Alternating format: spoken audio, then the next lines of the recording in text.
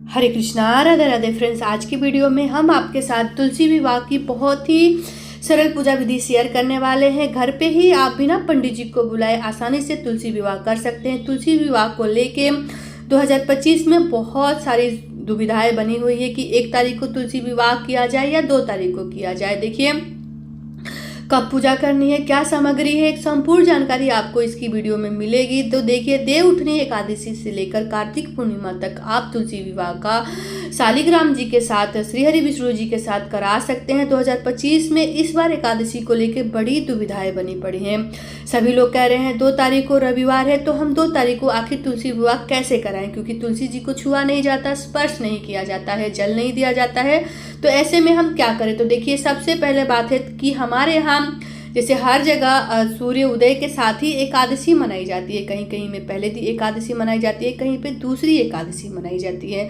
तो देखिए, शास्त्रों में वर्णित है कि बड़ा त्योहार से बड़ा वार नहीं होता है। इसलिए देखिए, जो भी आपकी एकादशी है ना, वो भी 1 तारीख को सुबह में 9:12 से शुरू हो रही है। तो सूर्योदय के साथ ही हमें एकादशी नहीं मिल रही है, इसलिए 2 तारीख को सूर्योदय के साथ ही हमारी एकादशी मिल रही है। तो देखिए, इस तरीके से जो भी आप देख लीजिएगा आपके यहाँ किस दिन तुलसी जी का विवाह किया जा रहा है, व्रत किया जा रहा है। बाकी जिस दिन व्रत किया जा रहा है उसकी अलग से मैंने वीडियो आपको बना के दे दिया है, आप जाके वहाँ पे देख सकते हैं। तुलसी विवाह की पूजा सामग्री जो भी है आपको मिल जाएगी। इस तरह से देखिए, मैंने तुलसी जी का एक पौधा ले लिया है जिसमें मंजरी आई हुई है, और मैंने मंडप, गन्ने का मंडप बना लिया है। एक अलग से पट्टा बिछा के पीले रंग का आसन देते हुए मैं श्री हरि विष्णु जी को लाल पीले रंग का आसन देते हुए यहाँ पे विराजमान करेंगे। उसके बाद देखिए, ये पूजा आप छत पे, आंगन में, बालकनी में कर सकते हैं। देखिए, जब भी हम विवाह संपन्न कराने जाते हैं तो सबसे पहले वहाँ पे चौक पूरा जाता है। आटे से चौक पूरा जाता है, रंगोली से चौक पूरा जाता है। देखिए, यहाँ पे मैं आटे से नहीं, रंगोली से चौक पूर के, यहाँ पे गुलाल से चौक पूर के दिखा रही हूँ। यहाँ पे आपको स्वास्तिक बना लिया है हमने। देखिए, पूजा में मैंने कम ही डेकोरेशन कर लिया है, जो करना था मैंने पहले ही कर लिया है। यहाँ पे आप लड़ियाँ लगा सकते हैं, अच्छे से डेकोरेशन, फूल वूल की डेकोरेशन कर सकते हैं, बहुत ही भव्य डेकोरेशन कर सकते हैं, ये आपके ऊपर है। तो यहाँ पे मैंने स्वास्तिक, जो शुभ का परिणाम माना जाता है, मैंने यहाँ पे स्वास्तिक बना लिया है। देख लीजिएगा आपके यहाँ छत पे, बालकनी में, आंगन में किस तरीके से ये पूजन कर सकते हैं। अच्छे से मैंने गमले को चुनरी से सजा लिया है। मैंने गन्ने से यहाँ पे मंडप बना लिया। देखिए, यहाँ पे मंडप बनाना बहुत जरूरी है। अगर गन्ना इस तरह से नहीं मिले, छोटा मोटा जो भी गन्ना आपको मिल जाए पास में, इसी तरीके से आप रख दीजिएगा ताकि एक हमारा मंडप बन जाएगा। तो देखिए, यहाँ पे मैंने अच्छे से चौकोर 4 कोने में मैंने मंडप बना दिया है। यहाँ पे इस तरीके से हम यहीं पे तुलसी महारानी को विराजमान करेंगे। तो देखिए, मैंने स्वास्तिक बना के वहीं पे उनको विराजमान कर दिया है। सर्वप्रथम श्री हरि विष्णु जी का हम यहाँ पे फोटो ले लेंगे। अगर आपके पास शालिग्राम है तो यहाँ पे शालिग्राम रख सकते हैं, यहाँ पे शालिग्राम जी को रखिएगा। लड्डू गोपाल आपके घर पे विराजमान है तो पास में लड्डू गोपाल को भी यहीं पे साथ में विराजमान करिएगा।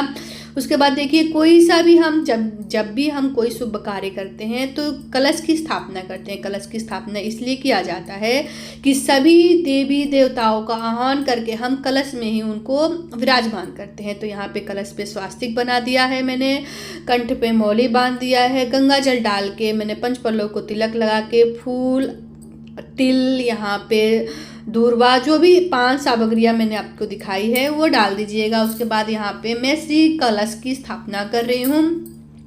यहाँ पे आप देव कलश की स्थापना कर सकते हैं। एक पात्र में थोड़ा सा आप गेहूं या फिर तिल ले लीजिएगा, चावलों का प्रयोग नहीं होता है। यहाँ पे दीपक जला दीजिएगा। इस तरीके से जब भी मांगलिक कार्य होते हैं तो पहले गणेश जी को बुलाया जाता है, उनका पूजन किया जाता है। गणेश जी को बुला के हम यहाँ पे विराजमान कर देंगे। सभी को जल का छींटा दे के भाव स्वरूपी हम यहाँ पे आचमनी करा देंगे। तो देखिए, भाव स्वरूपी सभी को हम आचमनी करा देंगे और हाथ जोड़ के विघ्नहर्ता गणेश जी से बोलेंगे कि हे विघ्नहर्ता, जैसे आपने हमारे घर पे आने का कष्ट किया है, इस विवाह को विघ्नहर्ता के रूप से सारे विघ्नों को हरते हुए संपन्न कराइएगा। इस तरीके से देखिए, तुलसी माता को हम चुनरी अर्पण करेंगे। देखिए, चुनरी तो मैंने पहले ही मैया रानी को ओढ़ा दिया है, फिर भी हम कोरा चुन्नी लीजिएगा आप। मार्केट से कोरा चुन्नी जरूर ले आइएगा इस दिन आप। उसके बाद देखिए लाल चुन्नी हम तुलसी माता को, महारानी को उड़ा देंगे। यहाँ पे हम श्री हरि विष्णु जी को पीला चुन्नी उड़ा देंगे। उसके बाद देखिए हम सर्वप्रथम दीपक जलाएंगे। तो दीपक आप डायरेक्ट गेहूं पे जला सकते हैं, तिल के आसन देते हुए जला सकते हैं। यहाँ पे मैं फूलों का आसन देते हुए दीपक को प्रज्वलित करूंगी, क्योंकि देखिए सभी की पूजा में सबसे सर्वप्रथम दीपक को प्रज्वलित किया जाता है। यहाँ पे आप अखंड ज्योत भी जला सकते हैं, जो पीतल के अखंड ज्योत आते हैं, क्योंकि बड़ा दीपक लीजिएगा, पूरी रात्रि जागरण किया जाता है। तो आप हो सके तो एक बड़ा सा दीपक ले लीजिएगा, जो कि आप सो भी जाएंगे तुलसी विवाह करने के बाद तो ये पूरा दीपक जलता रहेगा, तो ये हमारे जागरण का ही मान्य होगा। इस तरीके से देखिए विष्णु जी को वस्त्र स्वरूपी हम कलावा अर्पित करेंगे, गणेश जी को वस्त्र स्वरूपी कलावा अर्पित करेंगे, जनेऊ अर्पित करेंगे। तो देखिए इस तरीके से आपको जनेऊ मिल जाता है तो जनेऊ अर्पण करिएगा, नहीं तो कलावा भी जनेऊ के ही स्वरूप में माने जाते हैं। कच्चा सूत है तो उसको पीली हल्दी में उसको लेप लगा के यहाँ पे प्रभु जी को समर्पित करिएगा। श्री हरि विष्णु जी को पीले चीज़ें बहुत पसंद है, पीले चीज़ें उनको अर्पण किया जाता है। इस तरीके से देखिए गणेश जी को हम कलावा अर्पित कर देंगे। उसके बाद देखिए यहाँ पे हम सभी को चंदन रोली से तिलक कर लेंगे। तो पहले सबसे पहले हल्दी की रस्म करते हैं। तो देखिए सबसे पहले हम हल्दी की रस्म में यहाँ पे थोड़ा सा मैंने गंगा जल डाल दिया। यहाँ पे आप चाहें तो बहुत सारे जैसे इत्र हो गए, इसमें हल्दी डाल के और प्रभु श्री हरि विष्णु जी के सभी अंगों को ऐसे स्पर्श करते हुए माता तुलसी जी को इस तरीके से स्पर्श कराएंगे। तो ये हमारी हल्दी की रस्म पूरी होती है। सबसे पहले हल्दी ही लगाया जाता है, चाहे वर हो चाहे वधू हो। इस तरीके से हमारी हल्दी की रस्म पूरी होती है। उसके बाद हल्दी की रस्म पूरी करने के बाद आपको यहाँ पे मेहंदी की रस्म करनी है। तो देखिए यहाँ पे आप अच्छे से पाउडर वाला है या फिर पत्ता वाला पीस के रखे हैं या फिर कोन रखे हैं। तो इस तरीके से आपको कोरा हल्दी प्रभु जी के हाथों को स्पर्श कराते हुए माता जैसे तुलसी महारानी के तनों को, पेड़ को, जो पत्ते को इस तरीके से थोड़ी थोड़ी करके जैसे लेप लगा देनी है। तो इस तरीके से हमारा हल्दी का रस्म होता है। उसके बाद हम दुल्हन को सजाएंगे। देखिए जैसे बर आप हल्दी और मेहंदी का रस्म हो गया, इस तरह से दुल्हन सजाई जाती है। तो मैंने तो वर को सजा दिया, अब हमारी दुल्हन की सजाने की बारी आई है। तो दुल्हन को सजाने के लिए पहले हम उनका अच्छे से श्रृंगार करेंगे। मेहंदी, महावर, बिंदी, चूड़े, जो भी आप पूजा की सामग्री में ले आए हैं ना, वो सभी चीज़ें हम तुलसी महारानी को इस तरीके से अर्पण करेंगे। यहाँ पे आप डेकोरेशन कर सकते हैं, अच्छे से उनका श्रृंगार कर सकते हैं। मोतियों की माला, हार वगैरह, कहीं कहीं पे इनको पूरे भव्य तरीके से साड़ियाँ पहनाई जाती है, लहंगे पहनाए जाते हैं। तो देख लीजिएगा आप जिस तरीके से उनका श्रृंगार करना होता है। मेहंदी के बाद उनका अच्छे से भव्य रूप से उनका श्रृंगार कर दीजिएगा। मेहंदी, महावर, आलता, नेल पॉलिश, मेहंदी सब कुछ लगाने के बाद हम उनको लाल फूल अर्पण करेंगे। देखिए लाल फूल अर्पण करने के बाद उसके बाद देखिए यहाँ पे हम देखिए कन्यादान दिया जाता है। इस तरीके से आप पहले ही व्यवस्थाएं कर लीजिएगा। साड़ी हो, पैंट शर्ट के कपड़ा हो सकता है, या फिर आप अपने सामर्थ्य के अनुसार देख लीजिएगा। यहाँ पे ब्लाउज का पीस या फिर गमछा, अंगोछा इस तरीके से दान किया जाता है।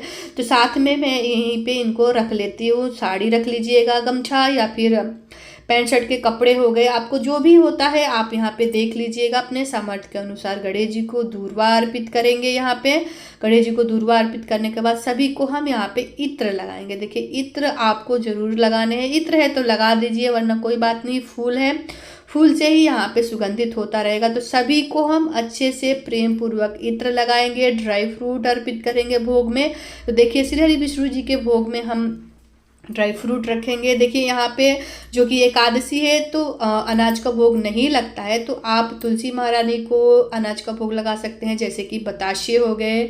आप कोई सा भी मिष्ठान, मिठाई, यहाँ पे पूड़ी, हलवा, जो भी आपके जैसे कि शादी ब्याह के घर होते हैं तो कहीं कहीं पे बहुत सारे पकवान बनाए जाते हैं, तो साथ में पकवान रख सकते हैं। यहाँ पे श्री हरि विष्णु जी को मैं तुलसी दल पत्र अर्पित कर रही हूँ, जो कि मंजरी के साथ है। तो जो भी उनको भोग स्वीकार होगा तो मंजरी मैंने उनके पास रख दिया है, सभी को भोग वो अपने आप स्वीकार कर लेंगे। यहाँ पे सभी को हम चंदन का तिलक लगाएंगे, जो कि श्री हरि विष्णु जी को चंदन बहुत पसंद है। एकादशी युक्त है चंदन, तो चंदन सभी को हम अर्पित करेंगे। तुलसी माता को रोली अर्पण करेंगे। तिल अर्पित करिएगा। देखिए तिल पे चावलों का उपयोग नहीं होता है, तो यहाँ पे तिल अर्पित करिएगा। उसके बाद देखिए सिंदूर दान के लिए यहाँ पे जो भी आप सिंदूर लिए हैं, एक फूल रख लेंगे, एक सिक्का या चांदी का सिक्का हो या फिर 1 या 2 का सिक्का हो, 10 का सिक्का हो सकता है। यहाँ पे एक फूल रखिएगा। यहाँ पे आप चाहें तो नारियल रख सकते हैं, जो कि देखिए फेरे 7 फेरे लगते हैं, तो कहीं कहीं पे जगह नहीं होती है, मेरे यहाँ ये जगह नहीं है, तो मैं यहाँ पे फूल रख लूँगी जो कि हम फेरे लगाएंगे। अगर जोड़े के साथ फेरे लगा रहे हैं या तो कोई आपके जैसे पति हो वो श्री हरि विष्णु जी को रख लेंगे साथ में। उसके बाद यहाँ पे आप तुलसी महारानी को रख सकते हैं और फेरे लगा सकते हैं। जो भी आपने कलश की स्थापना किया है, चौकी लगाया है, उस चारों तरफ से आपको फेरे लगा लेने हैं। उसके बाद यहाँ पे आपको लेने हैं पान के पत्ते और सुपारी। देखिए भोग के लिए पान के पत्ते और सुपारी आपको जरूर रखने हैं, मिल जाता है तो रख लीजिएगा, नहीं मिलता है तो कोई बात नहीं। उसके बाद देखिए दक्षिणा हम रख लेंगे। इसमें जो भी पूजा में जो भी सामग्री हमारी नहीं रहती है ना, तो पूजा में वो पूर्ति हो जाती है। उसके बाद देखिए यहाँ पे वरमाला की विधि पूरी करेंगे। तो यहाँ पे देखिए मैं गेंदा के फूलों की वरमाला लाई हूँ। यहाँ पे आप आर्टिफिशियल मोतियों की माला भी ला सकते हैं। देखिए जो मिल जाता है दोनों ही रूप में सही होता है। इस तरीके से वरमाला की रस्म करते हुए हम श्री हरि विष्णु को हाथों को स्पर्श करते हुए माता जैसे तुलसी महारानी को यहाँ पे वरमाला डाल देंगे और दूसरी तरफ से दूसरी वरमाला ऐसे तुलसी जी को स्पर्श करते हुए श्री हरि विष्णु जी को ऐसे वरमाला पहना देंगे। तो इस तरीके से हमारे वरमाला की रस्म पूरी हो जाती है। उसके बाद कुछ फल अर्पण करेंगे। यहाँ पे जो भी ऋतु फल मिल जाता है 5 प्रकार के, या फिर एक भी फल है जो 5 होना चाहिए, जैसे सिंघाड़ा हो गया, केला आपको जरूर से जरूर एकादशी पे भोग लगाने हैं। उसके बाद देखिए यहाँ पे कन्यादान बर्तनों की रस्म होती है। तो देखिए यहाँ पे बर्तन चढ़ा दीजिएगा। देखिए यहाँ पे बर्तन चढ़ाने के बाद 5 प्रकार के बर्तन ले लीजिएगा, नहीं है तो इस जगह पे बर्तन के जगह पे दक्षिणा कर सकते हैं। उसके बाद यहाँ पे 5 दीप दान कीजिएगा, बहुत ही शुभ होता है 5 दीप दान करना। तो यहाँ पे 5 आप चाहे तो तिल के, सरसों के तेल का या फिर घी का, कोई भी एक तेल होना चाहिए। यहाँ पे सभी को हम जैसे मान लीजिए कि दीप दान किया जाता है तुलसी महारानी के नाम से, तो इस तरीके से स्वास्तिक जहाँ मैंने बनाया है इस तरीके से 5 दियों को दिखाते हुए मैं रख दूंगी। उसके बाद हम करेंगे गठबंधन। तो जो भी आप पीला कपड़ा ले आए हैं या फिर जो आपने पीली चुन्नी उड़ाई थी श्री हरि विष्णु जी को, उसी के कोर में आपको 1 का सिक्का लेना है। इस तरीके से हल्दी की गांठ लेनी है। यहाँ पे आप सुपारी लेके इस तरीके से आपको नोट लगा लेना है, यानी कि गांठ लगा लेना है। तो इस तरीके से सुपारी हो गया, सिक्का हो गया, हल्दी की गांठ, ऐसे नोट लगाते हुए अच्छे से इसको हम बांध लेंगे, जिसमें हम गठबंधन कराएंगे। थोड़ा सा हम इसमें होल रखेंगे। जो माता की कोर की चुन्नी है जो हमने तुलसी महारानी को उड़ाया था, उसी में इस तरीके से प्रभु जी के सर के ऊपर, श्री हरि विष्णु जी के सर के ऊपर इस तरह से हम गठबंधन कर देंगे। तो देखिए हमारा ये गठबंधन का रस्म भी पूरा हो गया। इस तरीके से गठबंधन कराने के बाद आपको यहाँ पे जैसे कपड़ा हो गया, चुन्नी हो गया, गठबंधन करा लीजिएगा। उसके बाद हम थोड़ा सा हवन कर लेंगे। यहाँ पे हवन सामग्री है तो हवन सामग्री पे हवन कर लीजिएगा। इस तरीके से गाय के उपले के ऊपर मैंने कपूर रख लिया है, हवन सामग्री रख लीजिएगा। इस तरह से हम अच्छे से उसको जला लेंगे। यहाँ पे घी की आहुतियाँ देते हुए हम हवन कर लेंगे। तो देखिए परिवार में अगर सभी सदस्य हैं तो यहाँ सभी सदस्य मिल के यहाँ पे हवन कर लेंगे। हवन करने के बाद देखिए हवन बहुत ही ज़रूरी होता है। छोटा मोटा आप हवन कर लीजिएगा, नहीं हवन कर सकते हैं तो कोई बात नहीं, कपूर से आरती करेंगे हम, तो कपूर भी हवन के ही समान माना जाता है। तो इस तरीके से हमारा हवन पूरा हो गया। उसके बाद यहाँ पे हम कराएंगे सिंदूर दान की रस्म।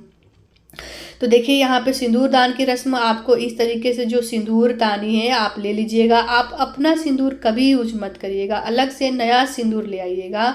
और सिक्का में इस तरीके से सिंदूर उठाते हुए प्रभु के हाथों में चरणों जैसे स्पर्श कराते हुए तुलसी महारानी को सिंदूर लगा दीजिएगा। जो कि मैं आपको सिंदूर लगा के नहीं दिखा सकती हूँ क्योंकि देव उठनी पे ही तुलसी महारानी और श्री विष्णु जी का विवाह होता है। तो इस तरीके से मैं आपको नहीं दिखा रही हूँ, बस आपको इस तरीके से समझा रही हूँ। तो आप सिक्के में थोड़ा सा सिंदूर लेके जैसे श्री हरि विष्णु जी के हाथों को स्पर्श कराते हुए तुलसी महारानी को ऐसे सिंदूर लगाइएगा। उसके बाद जो आपने फूल लिया है इस तरीके से आपको फेरी लगा लेनी है। तो 3 बार वर के फेरे होते हैं और 4 बार वधू के फेरे होते हैं। और इस तरीके से 7 बार फेरी लगाने के बाद हमारे फेरे की रस्म पूरी होती है। तो देखिए अभी तो मैं तुलसी जी को आपको फेरे लगा के नहीं दिखा सकती हूँ क्योंकि जगह नहीं है। तो जो आपने सीधे हाथ के तरफ तुलसी महारानी है वो आपको उल्टी हाथ की तरफ चली जाएंगी फेरी होने के बाद। उसके बाद यहाँ पे देखिए हम खोइछा भरेंगे। जो विदाई के समय खोइछा होती है ना, इस तरीके से हम कोई कपड़ा, लाल चुन्नी कपड़ा, सैटन के कपड़ा हो सकता है, कोई भी कपड़ा, कोरा कपड़ा ले लीजिएगा। इस तरीके से आपको चिवड़ा या फिर लाई ले लेनी है। इस तरीके से बताशे लेके 5 बार आपको खोइछा भरना है। इस तरीके से देखिए थोड़ा सा उंगली में इस तरीके से 5 बार उठाते हुए खोइछा भर लेंगे। यहाँ पे आपके पास हल्दी की गांठ है तो हल्दी की गांठ रख दीजिए, हल्दी पाउडर है तो हल्दी की पाउडर थोड़ा सा रख दीजिएगा। यहाँ पे कुछ हम दक्षिणा रख देंगे, 21, 51, 11 जो भी आपका समर्थ है यहाँ पे दक्षिणा रख देंगे। दूर्वा रख देंगे। यहाँ पे हम दूर्वा रखने के बाद इसको अच्छे से हम चारों कोनों को उठा के अच्छे से इसमें बांध देंगे। देखिए यहाँ पे आपको बांध देना है और ये जो गांठ आप लगाएंगे तुलसी महारानी के पास ही आपको इसको रख देना है। थोड़ा सा अगर कपड़ा है तो थोड़े से कपड़े में बांध के तुलसी महारानी के टहनियों में आप इसको बांध के लटका दीजिएगा। जो कि मेरी तुलसी जी छोटी हैं तो मैं वहीं पे रख दूंगी। देखिए इस तरीके से हमारा खोइछे भरने का भी रस्म पूरा होता है। तो इस तरीके से तुलसी महारानी के पास इस तरीके से खोइछा रख दीजिएगा, चाहे तो आप बांध दीजिएगा। मेरी आवाज़ आपको दिक्कत कर रही होगी तो इसके लिए मैं माफ़ी चाहूँगी क्योंकि मुझे बहुत ज़्यादा जुकाम हो रखा है तो इसलिए आवाज़ मेरी आपको थोड़ी सी दिक्कत दे रही होगी। इस तरीके से हम बहुत ही प्रेम पूर्वक धूप दीप यहाँ पे दिखा लेंगे। तो देखिए यहाँ पे मैं कपूर की दीपक जैसे कपूर की आरती कर रही हूँ तो यहाँ पे मैं कपूर की आरती कर लेंगे।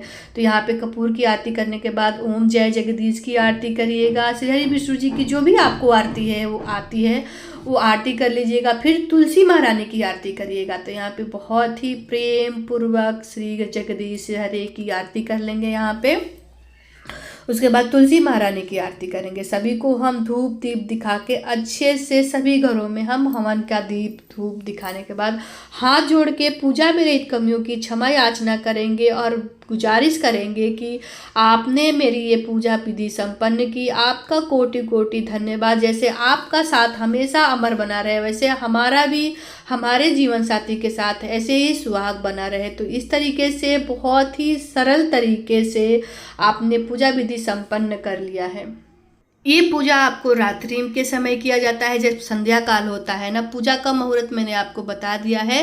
तो इस तरीके से आप देख लीजिएगा 1 तारीख को आपके यहाँ पूजन किया जा रहा है कि 2 तारीख को किया जा रहा है। जो कि देखिए 1 तारीख को शनिवार और 2 तारीख को रविवार पड़ रहा है। तो देखिए त्यौहार से बड़ा वार नहीं होता है। आप अपने क्षेत्र में देख लीजिएगा किस दिन तुलसी विवाह किया जा रहा है।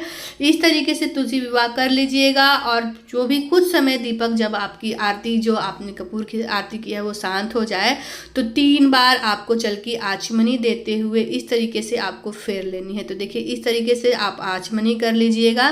थोड़ा सा जल लेके हम इस तरीके से सभी दूध जो होती है उसको ठंडा कर लेंगे। उसके बाद यहाँ पे जो भी भोग प्रसाद आपने चढ़ाया है उठा के घर में सभी को प्रसाद के तौर पे बांट दीजिएगा। तो जो भी फल है आप अपने घर में बांट सकते हैं। मिठाई आपने देखिए अनाज का नहीं चढ़ाया तो आप भी खा के ग्रहण कर सकते हैं। जो भी बर्तन हैं, कपड़े हैं, सुहाग की सामग्री है तो देखिए सुहाग की सामग्रियाँ 2 जगह चढ़ाई जाती है, एक दान के लिए एक अपने लिए। तो देख लीजिएगा आपने किस नियत से किस भाव से तुलसी महारानी को सुहाग का सामान चढ़ाया है। जो भी आपने अपने लिए चढ़ाया है वो अपने पास रख लीजिएगा और रात्रि भर आपको ये चौकी ऐसे ही रखनी है। अगले दिन यहाँ पे जो सुहाग है, सामग्रियाँ हैं, जो बर्तन है वो आप मंदिर में दान कर सकते हैं या फिर आपके घर पे बेटी या ननद है तो उनको बुला के कभी आती हैं तो उनको दे दीजिएगा। जो खोइछा है उसको भी आपको अपनी ननद को देना है। देखिए खोइछा भी आप अपने पास नहीं रख सकते हैं। जो भी आपकी ननद है, बेटी है, उसको एक खोइछा दे दीजिएगा, बर्तन दे दीजिएगा। जो साड़ी, कपड़ा, पीस, गमछा, अंगोछा जो भी आपने चढ़ाया है वो सारी सामग्री दे दीजिएगा। श्रृंगार का सामान अगर आपने अपने लिए चढ़ाया है तो आप अपने पास ही रख सकते हैं। तो इस तरीके से सभी सामग्री उठा लेंगे। जो भी कलश है, देखिए कलश जो रविवार पड़ रहा है उस दिन कलश नहीं हिलाया जाता है। तो कलश आप देख लीजिएगा, समय के साथ ही कलश हिलाइएगा। जो भी तुलसी का पौधा है आप अपने छत पे रख सकते हैं। पूजा की जो फोटो है, पूजा की फोटो वो मंदिर में तुरंत जल के छींटे देते हुए स्थापित कर दीजिएगा। जो भी आपने दिया ये जलाया है इसे इसे आप जल में या फिर मिट्टी में दबा दीजिएगा। जो भी आपने फूल वूल किए हैं ये जल में या फिर कभी भी पौधे में जाके अपने जो वरमाला फूल है वो पौधों में रख दीजिएगा। वरमाला को आप 1.25 महीने अपने घर में रख सकते हैं। वरमाला उठा के 1.25 महीने अपने घर में बहुत ही प्रेम पूर्वक रखिएगा, देखिएगा उसमें सड़न ना हो। आई होप आपको मेरी ये वीडियो पसंद आई होगी। वीडियो को लाइक कर दीजिएगा, चैनल पर नए हैं तो चैनल को भी सब्सक्राइब कर दीजिएगा। कमेंट बॉक्स में जय महारानी, जय तुलसी माता, जय श्री हरि विष्णु जी के जयकारे जरूर लगाइएगा। राधे राधे जरूर लिखिएगा। कुछ पूछना होगा तो पूछिएगा। वीडियो देखने के लिए बहुत बहुत धन्यवाद। राधे राधे।